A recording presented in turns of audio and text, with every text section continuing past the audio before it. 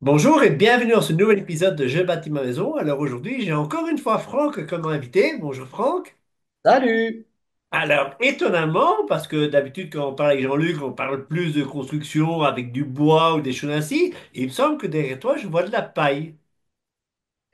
Eh oui, j'ai succombé à la construction en paille dans les années 2015-2016. C'était à l'époque où je voulais construire une maison hyper écolo. Et donc, j'avais fait appel à un architecte. J'avais tout un plan dans ma tête avec ossature bois, une maison hyper technique. Et en fait, quand l'architecte a fait tous les plans et qu'il m'a annoncé le prix de la maison, 250 000 euros, je lui dis, mais c'est pas possible, je n'ai pas les sous, je Mais peux je pas dépenser t'interromps une autant. seconde parce que là, on va étonner quand même beaucoup de gens. À l'heure actuelle, j'ai déjà fait deux, trois vidéos sur le sujet et généralement, c'était de l'isolation avec de la paille. Or, apparemment, ici, j'ai l'impression que je vois quelque chose de magique. C'est que, de un, je vois pas beaucoup d'ossature et je pense que je t'ai interrompu au moment où tu allais dire que c'était parce que c'était trop cher. Mais quand je vois ou j'entends souvent parler de paille porteuse, moi, j'imagine toujours, et c'est tout ce qu'on m'a dit, les énormes ballots, tu vois, les trucs qui font 300 kilos et qui sont inlevables. Mais là, j'ai l'impression que c'est des petits ballots, là. Ouais, ouais, comme tu le dis, en effet, là, c'est des petits ballots que tu lèves à la main, hein. Ils font une vingtaine de kilos, pas plus. Et en effet, on peut construire de belles maisons juste avec ça, tout à fait. Et bien sûr, tu verras, la première maison que j'ai construite, justement, dans l'introduction, puisque j'ai changé complètement ma version, j'ai choisi de la grosse botte de paille où là, carrément, ouais, tu as une grue hein, qui soulève la botte qui fait 500 kilos, hein. D'accord. Donc, comme ça, on va parler des deux versions, en fait, si je Ouais, comprends ouais, bien. carrément, c'est même très C'est intéressant cool. de voir les deux types. Et même je te proposerais de parler aussi d'un autre type de construction qui est assez marginal, qui s'appelle la paille-yourte et qui est une autre technique encore. Ok, ben donc on va faire le Voilà, tour de la ça, paille dans sa globalité. presque. Alors, je vais essayer de ne pas t'interrompre. Ça va être compliqué pour moi, tu le Ah sais. non, non, vas-y, vas-y. On est libre. Allez, je t'en prie, vas-y, déroule. Tu veux nous partager quelques photos qu'on comprenne un peu mieux ce que je vais faire? Ou tu voulais expliquer certaines choses avant? Eh bien, ben, je te propose de faire la chronologie de ce que j'ai créé personnellement. Donc, on va commencer non pas par ce qui est derrière, mais plutôt par la maison que j'ai construite en grosse botte de paille. D'accord. Quand j'ai vu que ça me coûtait 250 000 euros d'un côté, je me suis dit, il faut que je trouve une solution. Et donc, je me suis intéressé à la paille porteuse. Parce qu'elle a l'avantage, cette paille porteuse, hein, c'est vraiment important, de ne pas nécessiter beaucoup de professionnalisation, pas beaucoup de connaissances dans le bâtiment pour élever ta maison. C'est ça qui m'intéressait. Et donc, de 250 000 euros, je suis passé à 55 000 euros. Ah oui, quand même, Pas mal, hein? quand même. Donc, je te propose deux, trois photos justement de cette construction que j'ai réalisée en 2016. Bien sûr, avec grand plaisir de ce partage. Bon, là, tu me reconnais, tu vois, je suis avec un copain Oui, et t'as quand même deux, trois années de moins, là, hein. à peine. Ah ouais, c'était en 2016, hein, ça fait presque 10 ans. Et, euh, et donc là, je suis en train de redimensionner une grosse botte de paille de 500 kilos. Tu vois, là, c'est ce que je tiens dans la main, c'est ce qu'on appelle une aiguille. Alors, hein, elle est en métal, elle est en acier, hein, elle fait ouais, 3 centimètres de diamètre. Et on y va, tu vois, carrément avec la masse. Donc ça, c'est le début. Et Euh, donc, tu as un petit harpon, si je dis pas de bêtises, sur le côté du début de l'aiguille, sur lequel on attache une corde pour pouvoir remettre le cordage. Exactement. Voilà. Donc le cordage, tu vois d'ailleurs la balle hein, Oui, oui. sur le côté. Donc on la met au bout de l'aiguille, on transperce la botte de paille, la corde sort de l'autre côté, on va la nouer pour ensuite pouvoir redimensionner sans difficulté la botte. Donc, on va couper les cordes qui ont été faites lors du passage dans le champ. Et comme nous, on vient d'en mettre, eh bien, quand on va les couper, il va y avoir seulement le petit bout que nous souhaitons garder redimensionné à la bonne taille qui reste compressé. Bien sûr. Et du fait que au moment où tu fais ton nœud avec la nouvelle corde, tu n'as pas encore coupé les anciennes, on n'a absolument pas retiré la compression du ballon. Exactement. OK. Donc ça, c'est la préparation avant que l'on puisse mettre les bottes de paille sur ce qu'on appelle une lisse basse. Et dans les petits ballots, je sais que tu en parlais peut-être tout à l'heure, il faut un peu rectifier les côtés parce qu'avec les cordages, c'est un peu arrondi. Est-ce qu'on doit faire ça aussi avec les grandes bottes ou pas? Non, c'est pas la peine. Alors, Ok. en fait, je dis ça parce que j'ai testé, hein. Mais, hum, tu vois, si je te montre là cette photo, donc tu vois par exemple là où je suis, où je suis debout, ça c'est une botte de Oui, paille qu'on a redimensionnée. Donc, OK, imagine, hein, c'est à peu près la moitié. tout à Euh, fait. donc, nous, on a fait j'ai pris le parti pris de ne pas égaliser parfaitement les bottes de paille. Mais j'aurais pu prendre soit une scie crocodile pour essayer de faire quelque chose de plus rectangulaire, Oui, soit j'aurais pu prendre une débroussailleuse pour aussi faire quelque chose de plus plat. Attention, quand on se sert de la débroussailleuse, il faut faire attention de ne pas couper, bien dans sûr, les les cordes. cordes. Et si j'avais fait ça dès le début, j'aurais gagné du temps sur les finitions, c'est-à-dire sur le bouchage des trous. C'est logique. Voilà, donc voilà, il y en a qui se disent c'est pas grave, boucher les trous, je suis prêt à faire des boudins, d'autres qui n'ont pas envie, et donc voilà, tu choisis, tu es un peu libre de faire l'une ou l'autre des manières. D'accord. Quand tu parles de tes boudins, c'est ce qu'on appelle aussi les poupées. C'est juste? Exactement, c'est Ok. ça. Oui, les poupées boudins. Alors, je regarde un tout petit peu ce que je vois au début. Au niveau de ta lisse basse, puisque là, tes bottes, elles sont assez larges. Qu'est-ce qu'on est? On est aux alentours des 70 centimètres Ah non, on est à 90 centimètres. en largeur. J'ai des murs qui font avec les enduits 1 mètre Ah de oui, large. ok. Et la lisse basse, elle est constituée de cogétherme. Le cogétherme, c'est une brique alvéolaire qui est fabriquée en France à base de pierre ponce. Elle a D'accord. l'avantage de stopper les remontées capillaires. Elle a plutôt un bilan carbone, en tout cas Est-ce une que c'est un analyse. peu la même chose que ce qu'on appelle les blocs cellulaires? Non, pas du tout. Non, c'est D'accord. vraiment totalement différent, hein. La brique cogétherme, c'est la marque, hein, elle est faite à base de pierre ponce. Donc là, Donc, c'est au niveau de ta lisse basse. Et ça va permettre d'empêcher la remontée capillaire. Et il n'y a pas besoin de mettre une membrane ou quoi que ce soit entre tes briques et ta paille alors. alors il y a plusieurs écoles. Et moi, j'ai fait le parti pris de tester les différentes solutions pour arriver à la conclusion d'aujourd'hui. Donc là, comme c'était ma première maison, j'ai fait Cogetherm. Ensuite, j'ai fait bande d'arase, c'est-à-dire bande d'étanchéité. Ensuite, j'ai mis ma lisse basse, c'est-à-dire j'ai mis des gros bastings. D'accord? Entre les bastings, j'ai isolé. Tu vas voir, hein, on le verra sur d'autres OK? photos. Et ensuite, j'ai mis des tiges métalliques de 20 centimètres, qui dépassaient de 20 centimètres, pour brocher la première botte de paille, pour pas qu'elle bouge trop. OK.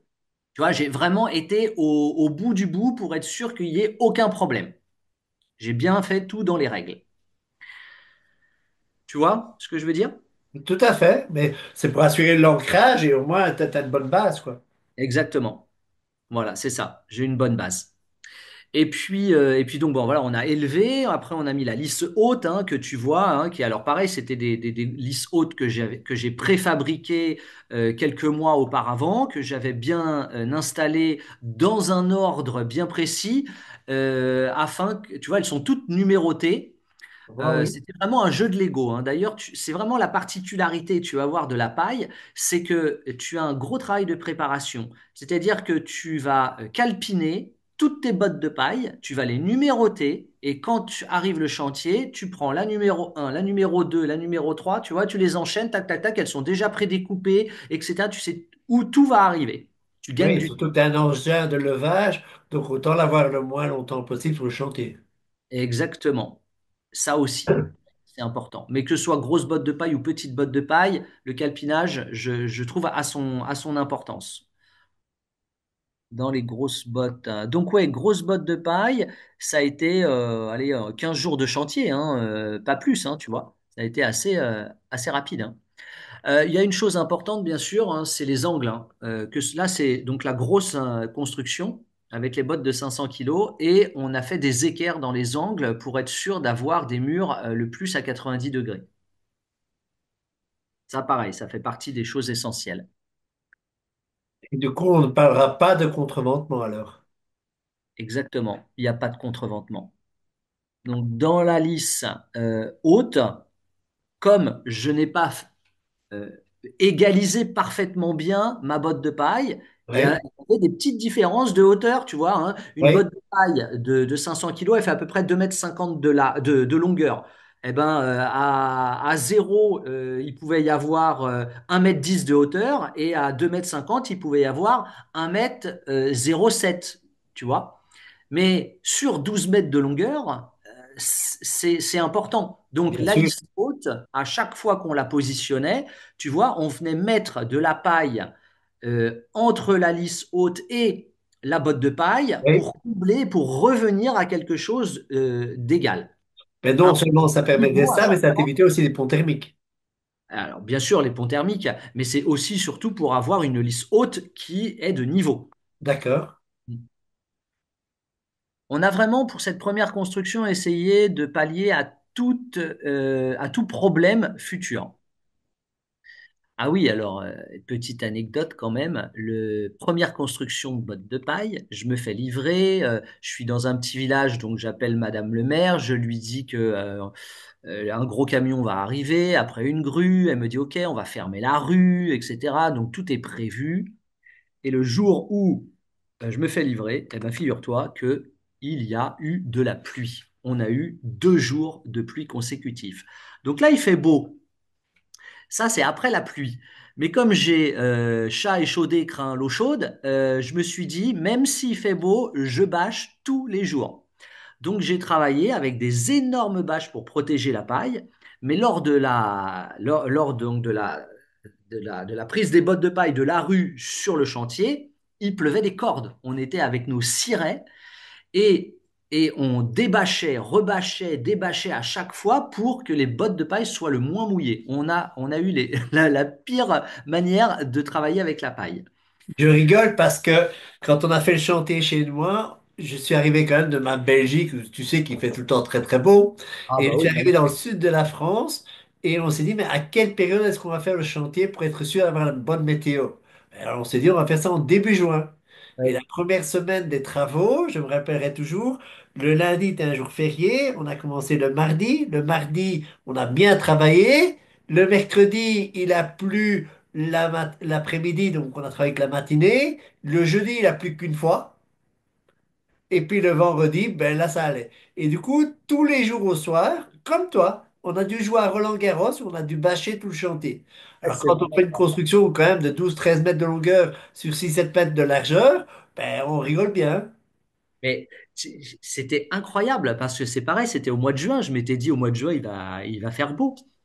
Et le temps qu'on passait le Ouais. soir pour protéger le chantier, pendant 1 heure, on prenait des fois même 1 heure et demie, on était 5 sur le chantier à bâcher la totalité. C'était un rectangle de 12 par 13 à peu près. C'était mais une tannée, quoi. Mais je trouve ça très important qu'on en parle parce que ça prouve que c'est pas quelque chose d'anecdotique. Et de nouveau, je pense qu'un chantier qui se passe bien, c'est un chantier qui était anticipé.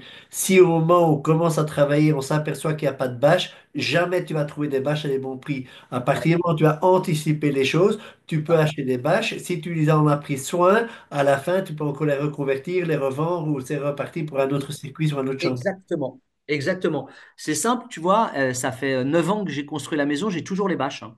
Ben voilà. Elles sont bien pliées au bon endroit, au sec. Il y en a certaines que j'utilise encore. Donc, en effet, quand tu fais un chantier paille, tu es obligé d'avoir un stock de bâches. On va revenir quand même sur deux choses importantes par rapport à ta paille. Donc, puisqu'on parlait de l'eau, alors, il faut savoir quand même un petit peu, c'est que la paille a quand même une grosse compression. Tu peux nous expliquer un peu le chiffre hein, de la compression? Oui, la compression minimum, elle varie entre 80 kilos au mètre cube à 120 kilos le mètre cube. Moi, je préconise 120 kilos. D'accord. Et ça, c'est quelque chose qu'on peut demander au fermier parce qu'il sait régler sa machine. La Oui, il deuxième faut la chose, régler. très très important, Ouais. et quand je dis très important, tu vas mourir de rire. J'ai un gars qui un jour me téléphone et me demande si j'ai pas un petit appareil pour mesurer l'humidité des bottes de paille. Et puis je dis OK, parce que je savais qu'il faisait une isolation paille. Et j'ai dit, tu commences quand? Ah ben là, on va les installer maintenant. De nouveau, pour moi, je pense que s'il y a un outil qui coûte vraiment une grosse fortune pour mesurer le taux d'humidité, ben ça s'anticipe et on prévoit les choses à l'avance. Et là, par rapport à l'humidité, toi, tu conseilles quel taux d'humidité? Le plus bas, 16%. D'accord? Hein, donc, le plus bas, mais 16%, c'est OK. Bien sûr, au cœur hein, de la botte de paille. Mais j'ai envie de te dire que, bon, si tu t'y connais pas, en effet, achète la sonde. Mais en règle générale, l'agriculteur a une sonde, donc tu peux les tester. Mais personnellement, la collègue avec qui je travaille, Raphaël, de l'association Mycelium, elle le juge au poids et au toucher et à l'odeur, tu vois. Ça, c'est On arrive l'expérience. avec le temps, ouais, voilà, c'est ça. Ouais. Alors, pour les amateurs, je pense quand même que demander l'appareil à prêter au fermier, ben, ça coûte pas très cher. Et en acheter un, franchement, ça coûte pas une blinde non plus. Alors, il y a aussi une chose. Le jour de la récolte de la paille, s'il a plu, en effet, c'est mal barré. Donc, euh, en- c'est bien si tu connais le fermier de lui demander les conditions météorologiques le jour où il a récolté la paille. Bien sûr. Ok. Mais la paille, c'est quand même un super matériau parce que elle absorbe beaucoup de bêtises. Alors là, j'ai pas de photo, mais j'ai une petite vidéo sur YouTube. Si tu tapes Franck Gougereau, tu vas voir plusieurs vidéos de paille. Et j'ai fait une expérience chez moi. J'ai construit une cabane en botte de paille, petite botte de paille, sans aucune règle de construction. C'est-à-dire pas de niveau, pas de contreventement, pas de protection contre la pluie. J'ai fait un truc à l'arrache et j'ai laissé cette cabane vivre sa vie dans mon jardin. Je l'ai détruite il n'y a pas longtemps. Je l'ai construite en 2018. 18, ah ouais, ouais, c'est ça, ouais. Donc, je l'ai enlevée en 2023, fin 2023. Pendant 5 années, elle est restée sous les intempéries et entre 2018 et 2023, il a beaucoup plu en Île-de-France. Eh bien, elle a réussi à tenir le coup. C'était incroyable. Alors, j'avais des murs noirs d'humidité et pourtant, la paille, elle était encore sèche à l'intérieur, au cœur. Mais la paille, c'est un élément vraiment incroyable parce qu'il y a aussi quelque chose qui est très important. Tu parlais tantôt du fermier. Il y a deux parties. Il y a le moment où il coupe la paille et il y a le moment où il va balloter. Le plus important, c'est qu'au moment où il ballotte, que là, la paille soit bien sèche, et c'est pour ça que généralement, dans le champ, il va la retourner deux, trois fois. Par contre, au moment où il a tous ces ballots qui sont sur le champ et qui ne sont pas encore rentrés et mis à l'abri, même s'il pleut un peu dessus, c'est pas très grave. Tu l'as dit tout à l'heure, c'est le taux de compression. C'est tellement comprimé que la paille mouillée peut être à l'extérieur, mais pas à l'intérieur. Exactement. Et c'est ça que j'ai voulu mettre en avant avec cette expérience dans le jardin, c'est que finalement, une botte de paille, elle a besoin surtout d'être hors d'eau au niveau du sol et d'avoir, on dit, hein, des bonnes bottes et et un gros chapeau. Voilà. Mais la botte de paille, tu n'as pas besoin de l'enduire. Tu peux la laisser nue totalement. Elle va griser. Elle va même recevoir un peu de pluie sur les, allez, les 3 centimètres, mais avec le soleil, tout va sécher et elle ne pourrira pas au cœur. De toute façon, tu le vois bien, les fermiers, quand ils ont leur hangar, c'est jamais fermé sur les côtés, hein. Oui, Fermé par un mur de paille, hein. oui. Donc, quand on nous dit attention, la botte de paille, il doit absolument y avoir un enduit pour la protéger du feu, pour la protéger des insectes, des rongeurs et des intempéries, eh bien, en fait, tout ça, avec l'expérience que j'ai, alors en effet, elle n'est pas énorme, hein, j'ai pas 10 constructions, hein, mais j'ai 10 ans quand même derrière moi où je peux voir comment on vieillit les bottes de paille. Eh bien, une botte de paille qui est hyper compressée, le rongeur, il n'a pas envie d'aller là-dedans. Il va aller ailleurs. Oui, c'est pas très Alors, en plus, ta botte confortable, de ça fait paille, mal et tout ce que tu veux. Donc il va préférer aller passer en dessous s'il y a des passages, voilà, c'est ça. Donc, la botte de paille, de toute façon, elle est toujours en hauteur, on est d'accord, bien hein? sûr. Elle est toujours à Et au tu as dit minimum tantôt deux mots 20 magiques centimètres. et j'aimerais bien qu'on réinsiste sur ces deux mots-là. C'est avoir un beau chapeau et de bonnes bottes. Ouais, c'est le plus important. Et les bonnes bottes, ben, je pense que tout le monde l'a compris. La circulation de l'eau en dessous, ben, il faut pas que la paille prenne les pieds dans l'eau. Et Voilà. le chapeau, ben, c'est tout simplement pour éviter que la pluie perpendiculaire vienne dessus et vienne l'endommager au bout du terme. Donc, on pourrait préciser que les bonnes bottes, c'est minimum 20 centimètres de hauteur par rapport au sol. Et au-delà, c'est encore mieux. Et puis, pour le bon chapeau, c'est minimum 50 centimètres. Et franchement, j'invite vraiment toutes les personnes à mettre 1 mètre. 1 mètre de débord de toiture. Et là, vous êtes sûr que votre paille, elle sera centenaire. Donc, bien sûr, on vérifie toujours le niveau lors d'une construction en paille, hein, pour pas que tes murs partent en parabole. Donc là, maintenant, on va parler des enduits. Vas-y.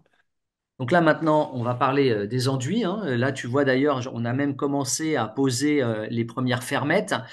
Et là, on a fait, alors c'était pour être le plus rapide, hein, je t'ai dit, hein, en 15 jours, on a quasiment tout fini. Euh, Là, on a mis un enduit à base de plâtre et de chaux. Alors, c'est un produit industriel qui est vendu, je crois, c'était Astier qui me l'a vendu. D'accord? J'avais pas le temps de faire d'enduit terre et de couches d'accroche, donc j'ai choisi un mélange chaud-plâtre. OK. Et ça m'a permis de protéger mes murs pendant toute une année, parce que j'ai pas pu faire l'enduit de finition terre-chaud tout de suite. Voilà le résultat, tu vois. Alors je vais t'en Oui. montrer une autre. Donc là, on est vraiment sur une protection pérenne dans le temps euh, contre les intempéries à base de chaux et de plâtre. Et ça, Et c'est ta couche provisoire ou bien c'est déjà ta c'est ça. couche définitive. C'est une couche provisoire, D'accord? mais j'ai quand même gardé pendant 1 an. Et puis sur ça, j'ai mis après un enduit terre chaud. J'ai fait à peu près 50-50. Et ça a très bien fonctionné. Il y a toute une polémique hein, sur le pourcentage de chaux que tu peux mettre avec la terre. Il y en a qui disent 30-70, 35-65, 50-50. Bon, écoute, moi j'ai fait 50-50 et ça a très bien tenu. Ça va faire 10 ans et ça tient. Voilà, c'est nickel. Alors, ce que je verrais comme inconvénient pour monsieur et madame tout le monde, c'est que on voit une grande ouverture ben, pour ta porte-fenêtre ou ta porte, et par contre, il y a peu d'ouverture ou pas pour des fenêtres. Donc ça, c'est peut-être l'inconvénient des gros ballons. Non, pas du tout. C'est le choix. J'ai fait 4 ouvertures en porte-fenêtre. Faire une fenêtre, c'était plus embêtant parce que j'ai vraiment essayé de faire le plus simple possible. Donc, j'ai 2 bottes de paille. Tu vois? Oui, Pour faire une fenêtre, il fallait que je fasse moitié de botte de paille du bas et moitié de botte du bien paille. sûr. Tu vois? Donc, la super galère à découper. Une botte Oui. de 2,50 m qui fait 500 kilos. S'il faut que je la coupe en longueur pour avoir une demi-botte, c'était chiant. Donc, je me suis dit, autant couper du bas jusqu'en haut, de la lisse basse jusqu'à la lisse haute, je fais euh, un, un- un encadrement en bois et je mets ma fenêtre dedans. L'encadrement, je l'ai fait glisser dans la lisse haute au cas où il y ait une petite compression après avoir mis toutes les tuiles de la charpente. Parce que avec la petite botte de paille, tu as de la compression. Mais avec de la grosse botte de paille, figure-toi que je n'ai perdu que 1 centimètre. Et rien du tout. Rien, rien du tout. Et donc, ça me permettait de poser des fenêtres et des porte-fenêtres beaucoup plus rapidement. J'ai attendu 15 jours. J'ai quand même voulu toujours prendre mes précautions. Donc, j'ai attendu 15 jours de compression après avoir posé la dernière tuile. J'ai tout mesuré dans tous les angles, sur tous les murs. Et en effet, j'ai perdu 1 centimètre. OK. De ton expérience, donc là, on a une maison au rez-de-chaussée, on aurait pu monter à un niveau. Sans problème. Avec les grosses bottes de paille, c'est super facile. Mm. OK. Tu sais Et qu'on il a faut des les immeubles, hein. réancrer entre elles ou pas du tout? Pardon? Est-ce qu'il y a un réancrage vertical qui a été mis avec un poinçonnement ou pas du tout? Rien. J'ai pas du tout mis d'ancrage entre les bottes de paille. Maintenant, rappelons quand même qu'il y a 90 centimètres de largeur, hein.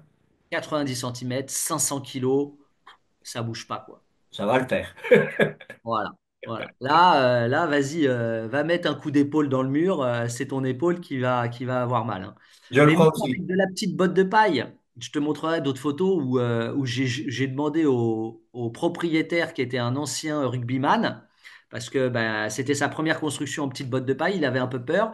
J'ai bien sûr compressé toutes les bottes de paille.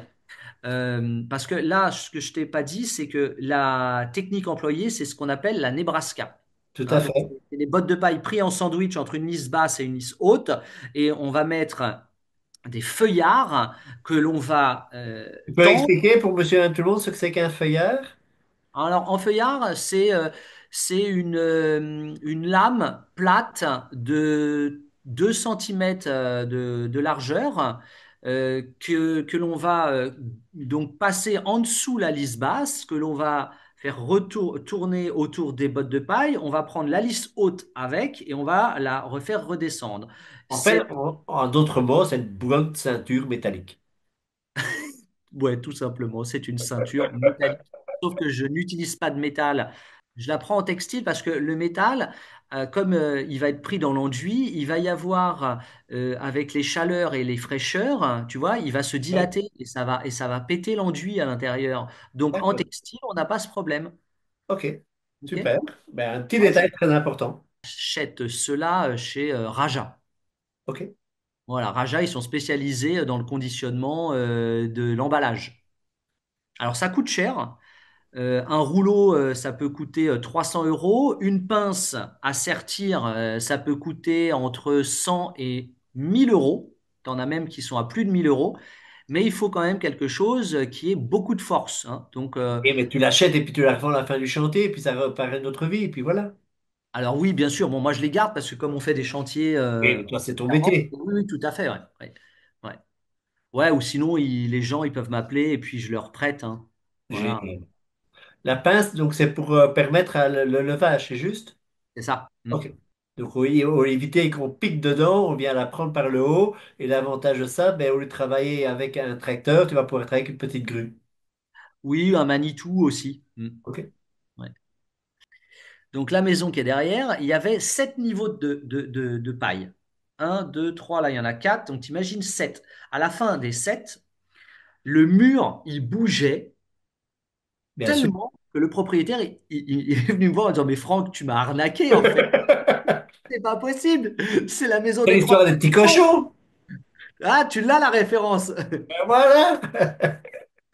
Et, et je lui dis, écoute, non, non, aie confiance, t'inquiète. Donc, on a posé la lisse haute et j'ai commencé à compresser, donc le fameux feuillard, hein, la fameuse Oui. ceinture, j'ai commencé à la tendre et à compresser les bottes de paille entre la lisse basse et la lisse haute. Là, j'ai perdu, en compression juste comme ça, j'ai perdu 10 centimètres. T'imagines? Pourquoi j'ai perdu 10 centimètres? Parce que ces bottes de paille là, eh bien, elles n'étaient pas à 120 kilos le mètre cube.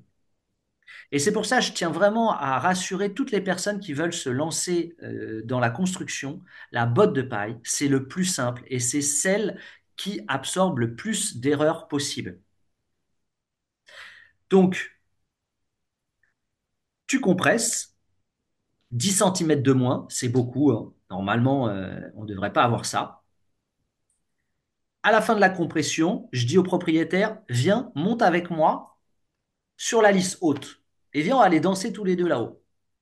Donc tu vois là derrière, enfin tu vois la photo là, Oui, donc tout à fait. la lisse haute, elle est posée, tu vois les feuillards blancs, hein, les espèces de lignes Oui. verticales, c'est ça.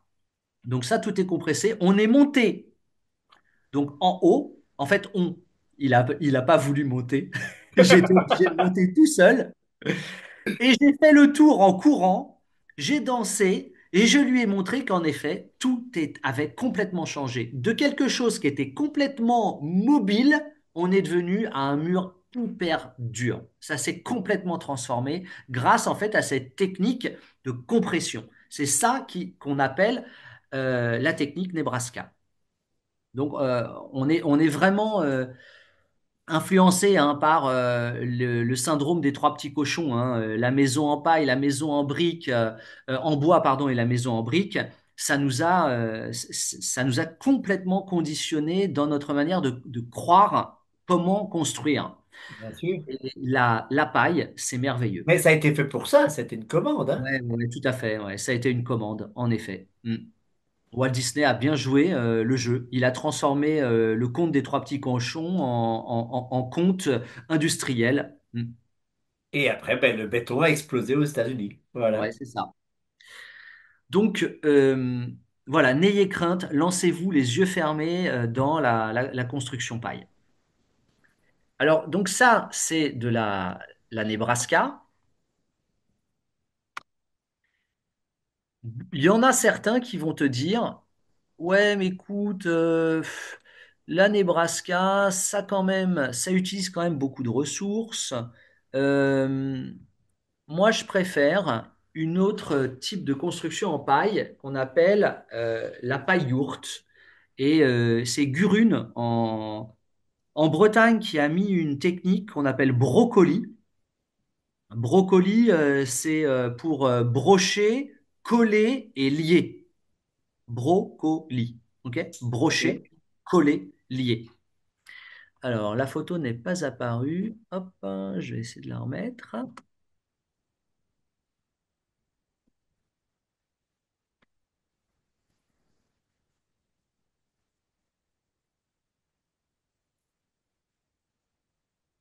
Merde. Alors, je ne l'ai pas. Eh ben, c'est toi qui l'as, la photo. Je te proposerai de la mettre. Ben voilà, donc tu sais ce qu'il y a dessus, donc juste ben, tu remets sur le partage, comme ça moi je vais la remettre dans le copier-coller dedans.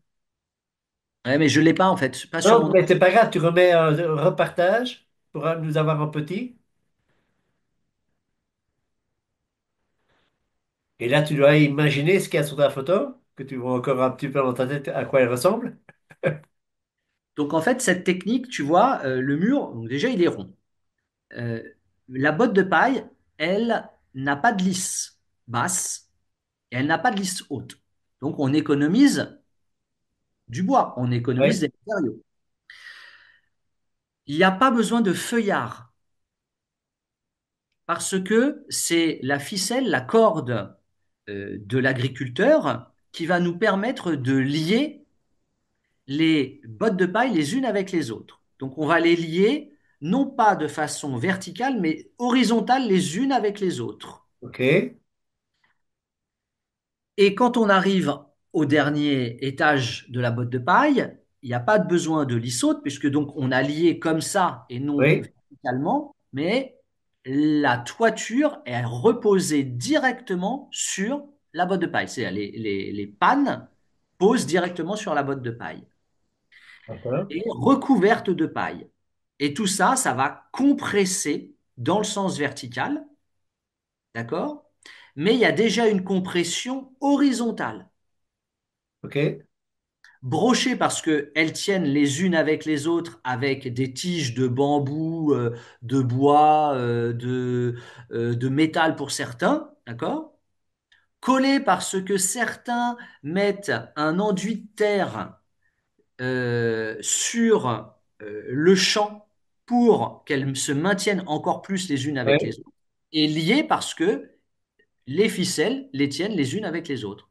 D'accord. Tout ça, ça crée une cohésion énorme et qui nécessite moins de matières premières.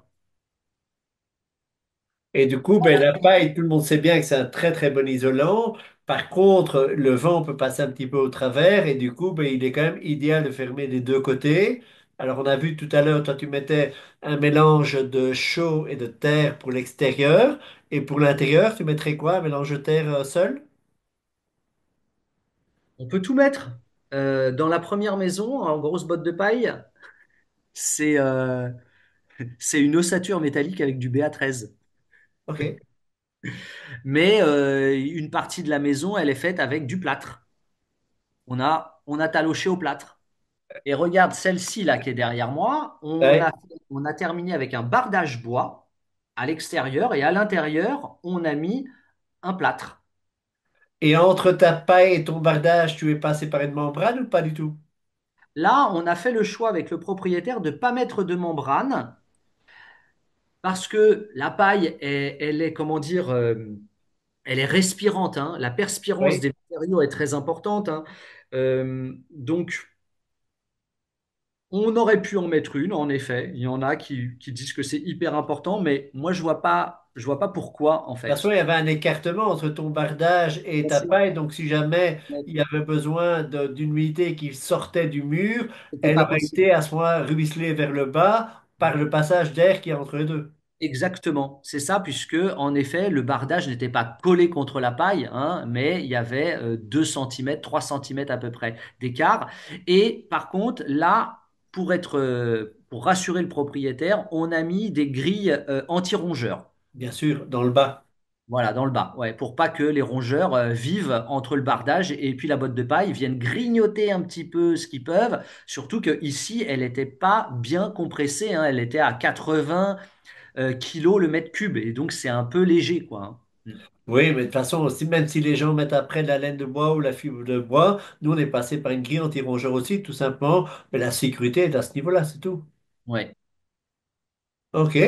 Ben, je pense que les gens qui avaient un petit peu peur d'aller plus loin dans la paille l'auront moins maintenant. Et du coup, moi, je me dis, ben, tiens, j'ai envie de m'intéresser un peu plus à cette technique, mais je me sens pas tout à fait à l'aise de le faire tout seul.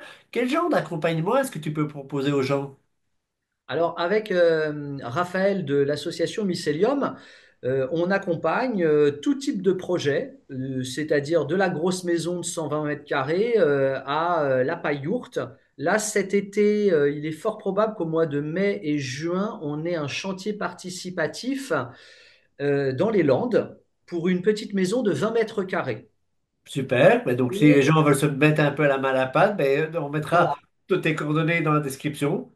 Et c'est ça, en fait, l'intérêt de la paille, c'est soit vous faites des chantiers participatifs avec nous ou d'autres assos et vous apprenez sur le terrain, et vous allez voir, hein, c'est très rapide.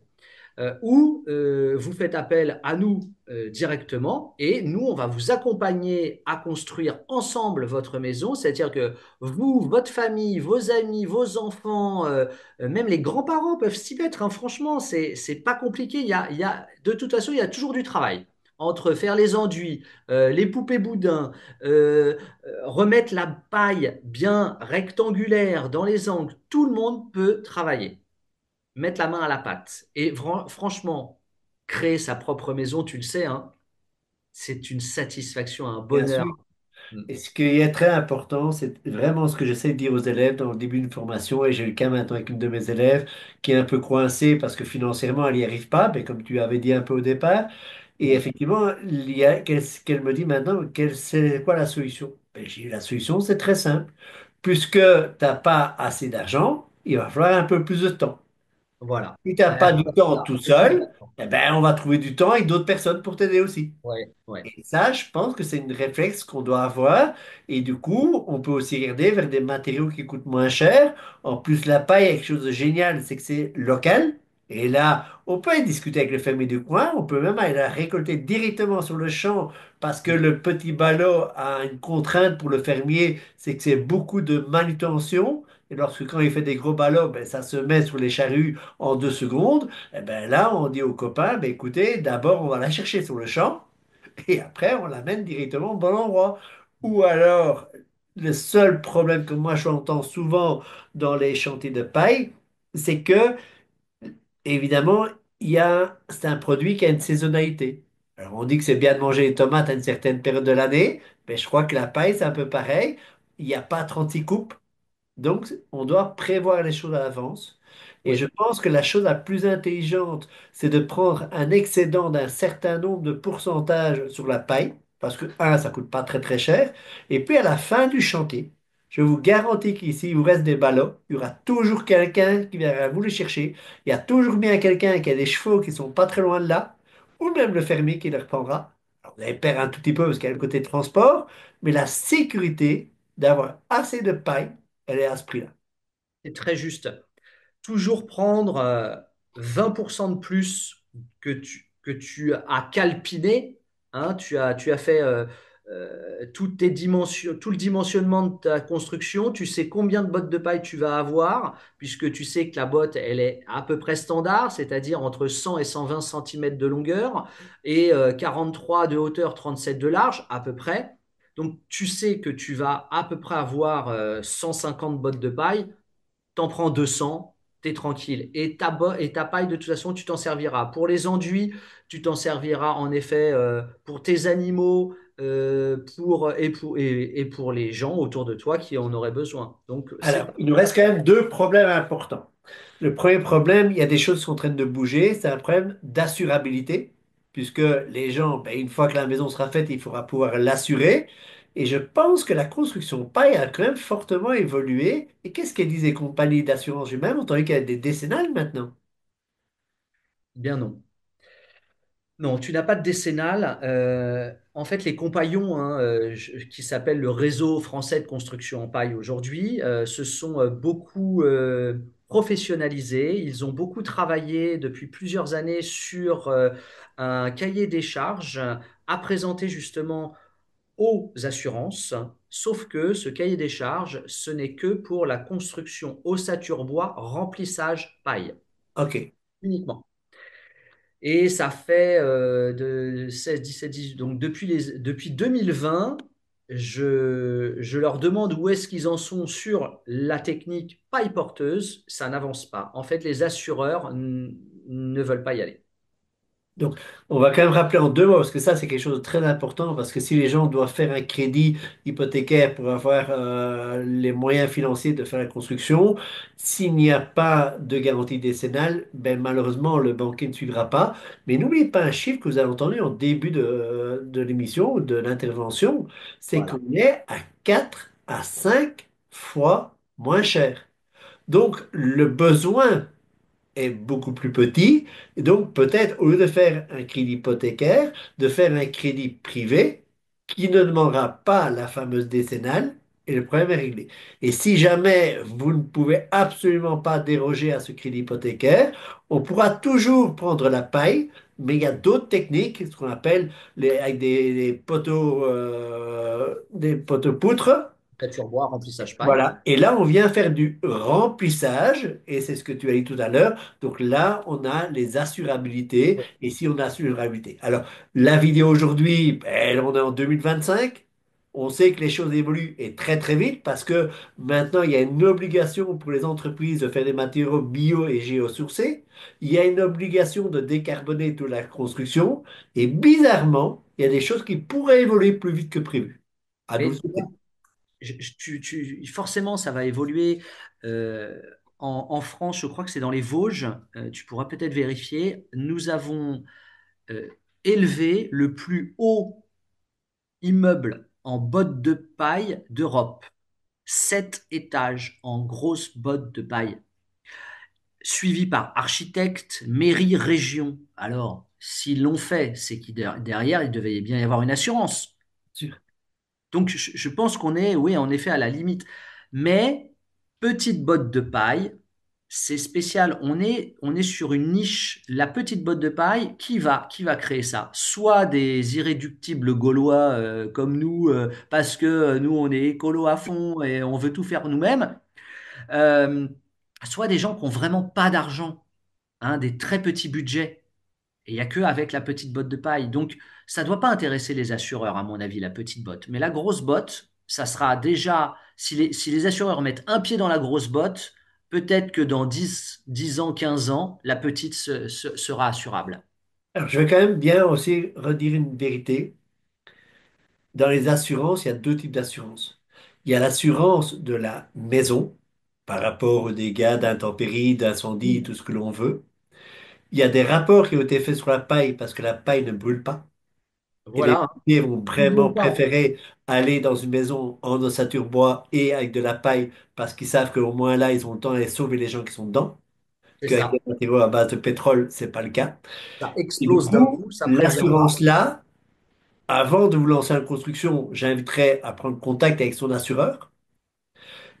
L'autre assurance, c'était la garantie décennale. Et sachez que maintenant, il y a plein d'endroits où il y a des fissurations, où il y a tout un tas d'aléas qui se font au niveau des maisons.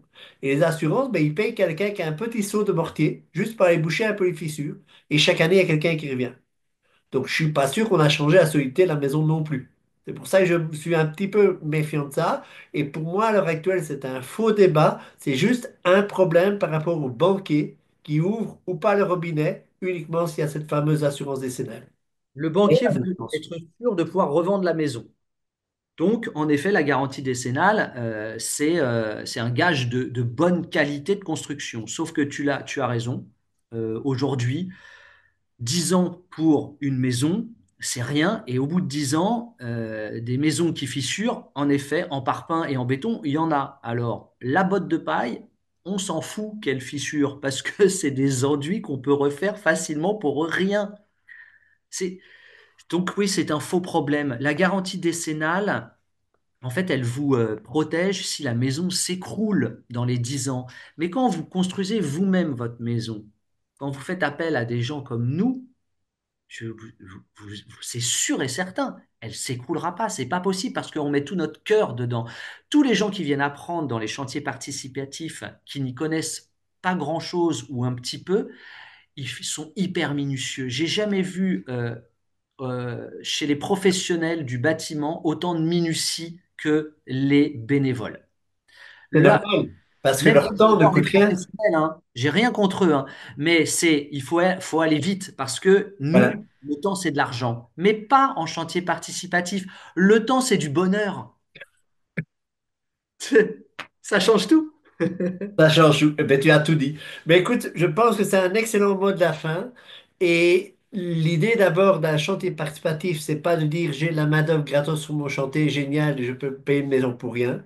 C'est d'abord un échange d'humain à humain. C'est un échange technique, d'apprentissage. Et du coup, comme tu as dit, ben, on échange du bonheur. Et après, ben, c'est parti. Donc, un bénévole, quand il est bien nourri, qu'il a bien dormi, il est très efficace sur le chantier. Voilà comment créer du bonheur sur un chantier participatif. Bien manger, bien dormir. Bon, Alors, bien boire aussi. Alors, j'ai quand même juste encore donné une parenthèse parce que il y avait une image qui reste un petit peu, et cette image a été aussi portée par des gens expressément aussi.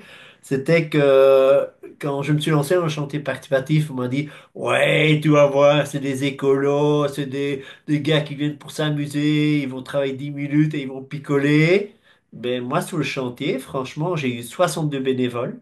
Ouais, c'est J'ai énorme. eu des paquets d'ingénieurs, des chefs de projet, des gens en recherche d'une autre quête de vie Oui, et qui gagnaient des places très bien leur vie comme cadre ou des choses ainsi, mais qui avaient une envie d'un retour à l'essentiel. Et oui. du coup, ben oui, bien sûr, à 5 heures, j'étais le premier à dégoupiller l'ouvre-bouteille pour boire une bonne bière en fin de journée. On boit jamais pendant les journées de travail, évidemment. Et puis, en fin de journée, avec grand plaisir d'en boire une. Et pourquoi une? Ben, on en prend une deuxième derrière, bien sûr. Mais Voilà. Et voilà, ça fait partie de l'ambiance. ça fait partie de l'ambiance. C'est pas, c'est festif, gai. Il y a pas, en effet, c'est pas la fête, quoi. On est là pour travailler avant tout. Et comme tu l'as dit, il y a autant de professions type ingénieur, architecte que de jeunes étudiants ou des nomades qui viennent apprendre en faisant le tour de France. Il y a vraiment tous les profils. C'est ça qui est assez incroyable aussi. Tout à fait. C'est une belle richesse en tout cas. Et moi, c'était une tranche de ma vie, mais je pense une des plus belles. Donc, je l'invite en tout cas les gens à s'immiscer. Et pour ceux qui ont absolument besoin d'une décennale, j'ai une bonne nouvelle pour vous. Vous pouvez faire le premier œuvre avec les garanties décennales parce que c'est là où le banquier, ben, il faut le rassurer. Parce que là, ben, on a toutes les grosses étapes de la maison qui sont faites. Et je vous assure qu'à l'intérieur, il y a encore plein de choses à faire. Il y a plein de belles matières aussi. Et puis là, on ferait le chantier participatif pour l'intérieur. C'est tout. Franck, un tout grand merci pour ton temps et du partage surtout. Et Merci, Jean-Luc. j'espère ben, plein de chantiers de paille pour les années à venir alors. J'espère surtout qu'on a donné l'envie de participer à l'évolution en fait de la construction paille. Bon, Oui, je pense même que moi, j'irais peut-être bien faire un tour sur ton chantier, tiens. avec grand plaisir. Allez, à bientôt Franck. Ciao. Bientôt, à bientôt, Jean-Luc.